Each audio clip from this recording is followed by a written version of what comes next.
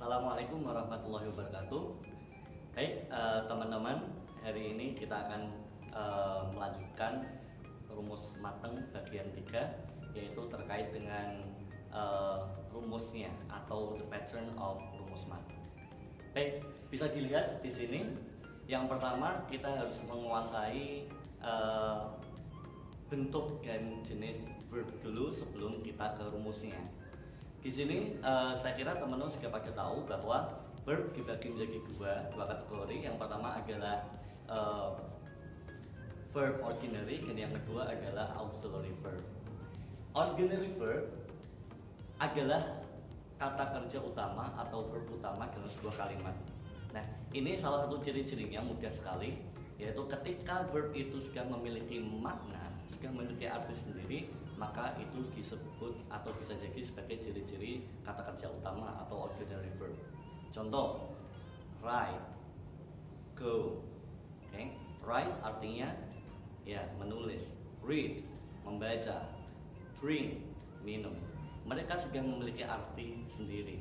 Sedangkan auxiliary verb atau kata kerja utama adalah kata kerja yang belum memiliki arti. Sebenarnya dia nggak punya arti, hanya saja ketika dia membantu sebuah kalimat barulah memunculkan sebuah arti. Contoh, is, am, are, apa artinya? Nggak ada artinya. Kalau mungkin dulu pernah belajar bahwa is diartikan adalah, namun sebenarnya is tidak memiliki arti adalah. I'm a student, saya adalah seorang murid, it's okay. Dewi is a student, Dewi adalah seorang murid, aman. Kita ganti, Dewi is beautiful, Dewi adalah cantik, ya tidak mungkin ya. Jadi auxiliary verb adalah kata kerja yang belum memiliki arti sendiri. Baik, lalu apa fungsi kata auxiliary verb? Fungsinya adalah satu, yaitu membantu untuk membentuk kalimat negatif atau interrogatif. Yang kedua, yaitu untuk membentuk untuk mengubah tenses, ya, untuk mengubah tenses. Contoh misalkan, yang pertama adalah I'm a student at college. Jadi sekarang, ketika saya ubah M-nya menjadi was, tensesnya juga berubah. Yang asalnya simple present menjadi simple past. I was a student at college. Jadi sekarang saya sudah lulus. Baik. Dan untuk fungsi yang ketiga adalah untuk menambahkan arti tertentu pada ordinary verb. Ya, ini khusus yang ketiga, khusus miliknya auxiliary verb yang berupa modal auxiliary. Baik, mari kita lanjutkan. Itu tadi hanya kategori dari verb. Perlu diketahui bahwa verb itu memiliki beberapa perubahan, yaitu verb 0, verb 1, verb 2, verb 3, verb in, dan to infinitive. Bagi teman-teman, mayoritas yang kita ketahui dari sekolah adalah verb 1, verb 2, verb 3, dan verb in atau to infinitive. Nah, yang jarang kita ketahui adalah adanya verb 0. Verb 0 dalam beberapa literasi, dari beberapa literatur disebutkan bahwa verb 0 adalah bare infinitive without to. Ada yang menyebutkan infinitive without s. Jadi itu beberapa referensi bisa dilihat di beberapa buku grammar. Mungkin miliknya Michael Swan ya, The Practical English Usage, di situ ada, atau di buku yang dari Indonesia Essential itu juga ada. Silakan nanti dicek di bukunya. Baik, mengapa kita harus mengenal verb 0? Sebenarnya ini hanya untuk mengantisipasi supaya tidak ada kesalahan. Ketika Bapak Ibu guru menyampaikan rumus dari simple future misalkan, oke anak-anak, simple future rumusnya adalah subject plus will plus verb 1 plus object plus complement jika. Baik, ketika guru tersebut meminta peserta didik atau muridnya atau siswa untuk membuat sebuah kalimat, misalkan Andi goes to Semarang. ubahlah menjadi kalimat atau ubahlah menjadi kalimat dengan tenses simple future. Maka si siswa akan menjawab, Andi will goes to Semarang tomorrow. Salahkah? Oke, secara penggunaan tenses salah, namun secara rumus yang disampaikan oleh guru tadi bisa kemungkinan benar. Siswa akan menjawab, kenapa menggunakan goes? Karena Andi tunggal, sehingga menggunakan verb 1 plus S, yaitu Andi will goes. Maka kita perlu mengenal verb null, yaitu setelah will, setelah modal auxiliary pasti diikuti verb null. Maka tidak akan ada kesalahan penggunaan verb S.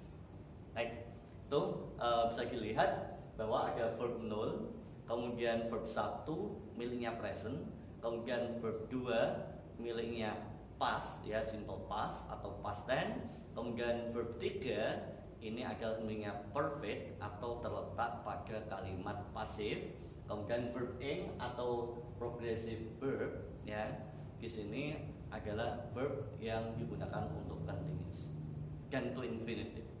Baik, sekarang kita lanjutkan. Ini adalah pola dasar dari rumus mateng.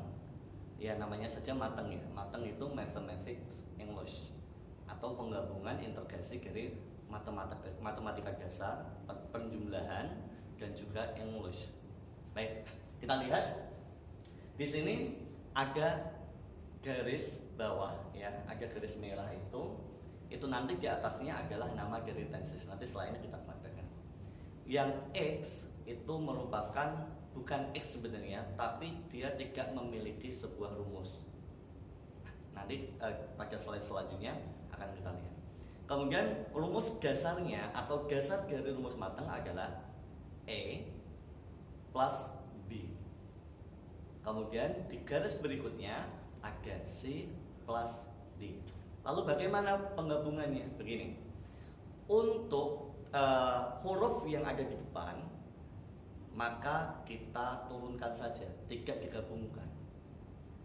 Penggabungan dari rumus tersebut atau atau huruf tersebut itu hanya penggabungan dari yang di akhir garis dan juga di awal garis, yaitu antar garis. Misalkan A turun ke bawah A, kemudian B karena dia berada di belakang, maka B ditambah C. Gabungan dengan C sama dengan BC. Nah, D karena dia tidak memiliki pasangan berikutnya sehingga diturunkan. Kayak gitu. Kemudian untuk yang kedua juga sama. E karena E atau A sendirian, maka dia digabungkan dengan di huruf berikutnya, maka menjadi AB. Kemudian C dihubungkan dengan huruf berikutnya menjadi CD, dan E diturunkan karena dia sendirian atau tunggal, tidak ada temannya.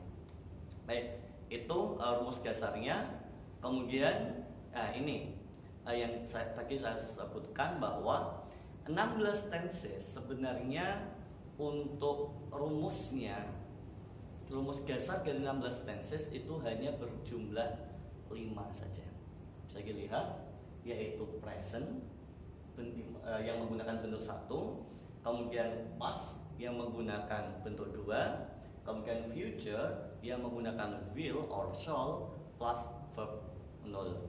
Nah, ini adalah rumus dasar waktunya, dan 3 rumus dasar dari bentuk kejadiannya, yaitu simple. Bisa dilihat bahwa simple di sini tidak memiliki rumus, sehingga simple tidak punya rumus sama sekali, nanti hanya mengikuti waktunya. Kemudian continuous pasti be plus verb ing, dan perfect pasti have or has plus verb 3. Gitu, ini rumus dasarnya yang kemudian nanti digabungkan. Kenapa tidak kita tuliskan adanya past future? Karena past future nanti adalah penggabungan dari past dan future. Sedangkan perfect continuous itu nanti dalam rumusnya juga penggabungan dari perfect dan continuous. Baik teman-teman, mari kita langsung saja coba untuk mempraktekkan penggunaan 5 rumus dasar tersebut dalam kalimat atau dalam penggunaan tenses.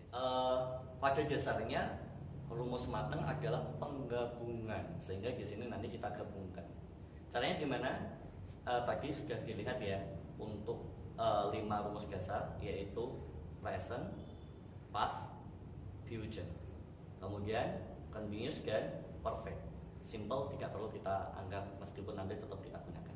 Baik, coba silahkan sebutkan satu nama tenses. Oke, past continuous atau past perfect continuous. Baik, di sini saya tuliskan yaitu misalkan past perfect dan continuous. Setelah teman-teman tulis nama dari tenses tersebut, kemudian kita garis bawah. Past, apa rumusnya? Baik, past menggunakan rumus bentuk 2. Sedangkan perfect menggunakan have plus verb 3. Kemudian continuous menggunakan be plus verb in. Sehingga penggabungannya, tadi masih ingat ya, karena bentuk 2 ini sendirian, maka digabungkan dengan have. Bentuk 2 dari have adalah have. Bentuk 3 dan be digabungkan, sehingga verb 3 atau bentuk 3 dari be adalah be. Dan yang terakhir verb in, karena dia tidak memiliki pasangan di belakangnya, sehingga perlu diturunkan. Nah, di sini bisa kita ketahui bahwa rumus dari past perfect continuous adalah had been verb in. Coba kita membuat kalimat. Anton had been, tinggal kita ganti verbnya menjadi sleeping, for example. Nah, semudah itu teman-teman. Baik, kita coba menggunakan tenses yang lain. Misalkan past future perfect continuous, ya tidak perlu ditambah confusing tense ya, cukup past future perfect continuous. Baik, kita tulis past future perfect dan continuous. Kita garis bawah, kemudian kita ambilkan rumus dasar yang tadi sudah saya sampaikan. Past menggunakan bentuk 2, future menggunakan will or shall plus verb null. Jangan lupa verb null. Verb null adalah verb asli yang belum mengalami perubahan dan juga belum mengalami penambahan sama sekali. Kemudian perfect menggunakan have plus verb 3 dan continuous menggunakan be plus verb in. Sekarang saatnya kita gabungkan untuk mengetahui rumus dari past future perfect continuous. Baik, bentuk 2 dari will yaitu would. Bentuk 0 dari have, bentuk aslinya adalah have. Betul. Kemudian bentuk 3 dari be adalah be. Dan verb in tidak perlu digabungkan karena di akhir, maka diturunkan. Jadi rumus dari past future perfect continuous adalah would have been verb in. Jika teman-teman ingin membuat kalimat, udah tinggal ditambah subjek di depan, kemudian verb in-nya diganti dengan verb yang dibutuhkan. Oke, itu teman-teman. Kemudian simple. Lalu bagaimana dengan simple? Baik, kita coba dengan simple. Kita coba dengan menggunakan simple past. Boleh, atau simple present juga boleh. Simple tidak memiliki rumus, sehingga tidak perlu digabungkan atau dia cukup diabaikan saja. Past menggunakan bentuk 2, menggunakan bentuk 2.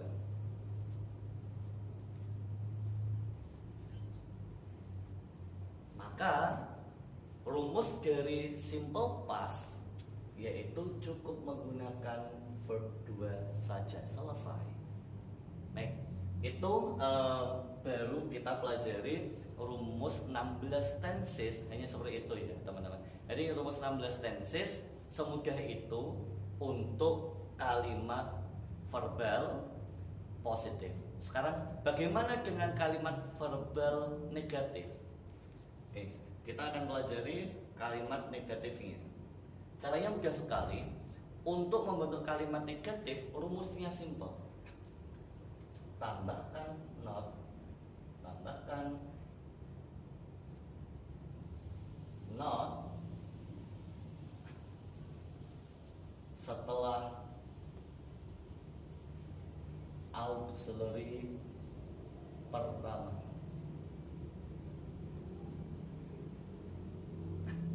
Hanya sesimpel ini. Baik, kenapa setelah auxiliary pertama? Karena dalam beberapa tenses ada yang menggunakan lebih dari satu auxiliary. Maka letakkanlah not setelah auxiliary yang urutan pertama. Selesai. Kita ambil contoh past perfect continuous tadi. Baik. Atau present perfect continuous sudah boleh. Past perfect continuous. Rumusnya tadi past bentuk 2, perfect have plus verb 3, dan continuous menggunakan be plus verb ing. Sehingga tadi sudah diketahui bahwa bentuk 2 dari have adalah had, bentuk 3 dari be adalah been, dan verb ing turun. Bagaimana cara membuat kalimat negatif? Catatan, tambahkan not pada atau setelah auxiliary pertama. Auxiliary-nya di sini menggunakan dua auxiliary, yaitu menggunakan had dan menggunakan been. Sehingga di mana letak not? Oke, setelah had. Maka ketika Anda membuat kalimat dengan past perfect continuous, rumusnya adalah subject plus had plus not. Jadi not-nya diletakkan di sini, kemudian have been verb ing. Jika ada perlu objek, tinggal ditambahkan objek atau complement jika dibutuhkan. Baik, itu untuk 16 tenses rumusnya sesimpel itu untuk negatif. Tinggal tambahkan not setelah auxiliary pertama. Kita lanjutkan untuk yang ketiga, yaitu bagaimana membentuk kalimat interrogatif. Caranya mudah, yaitu letakkan auxiliary pertama sebelum subjek. Saya ulangi, letakkan atau pindahkan auxiliary urutan pertama diletakkan sebelum subjek. Sehingga ketika di sini saya ganti dengan kata Susi, Susi had been tadi eating boleh, sleeping boleh.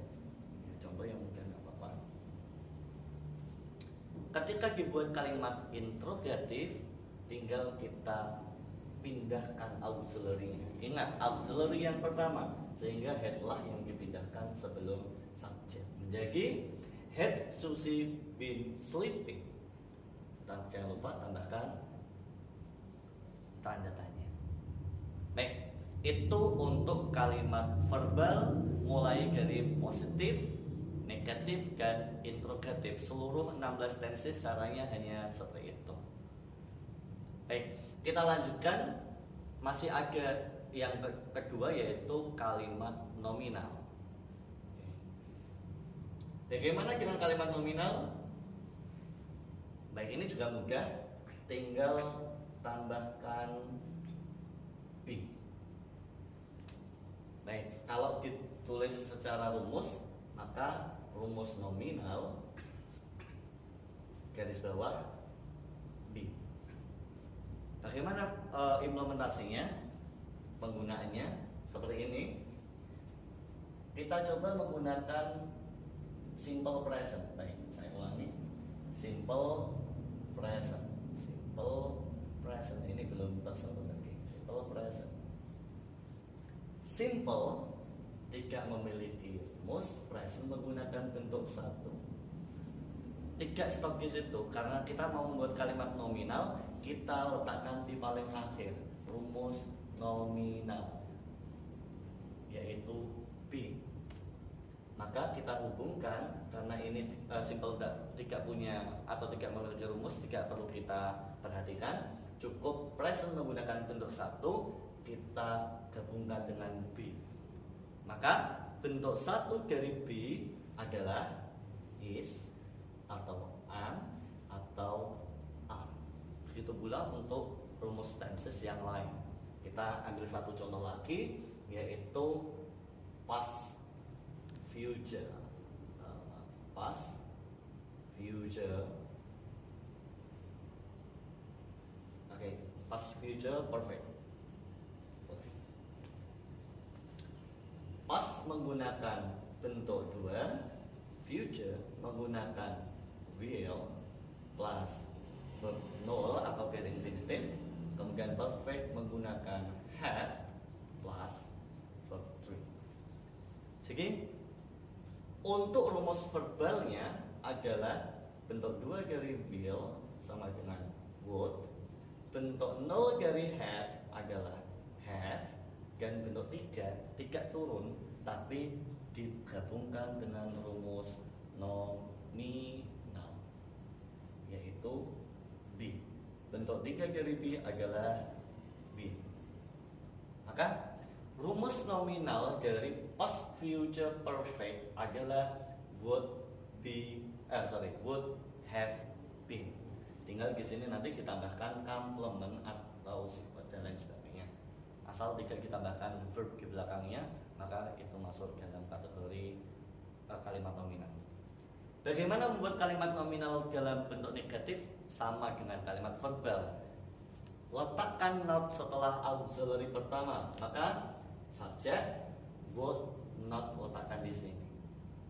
Ketika ini simple present, maka letakkan not setelah is am of.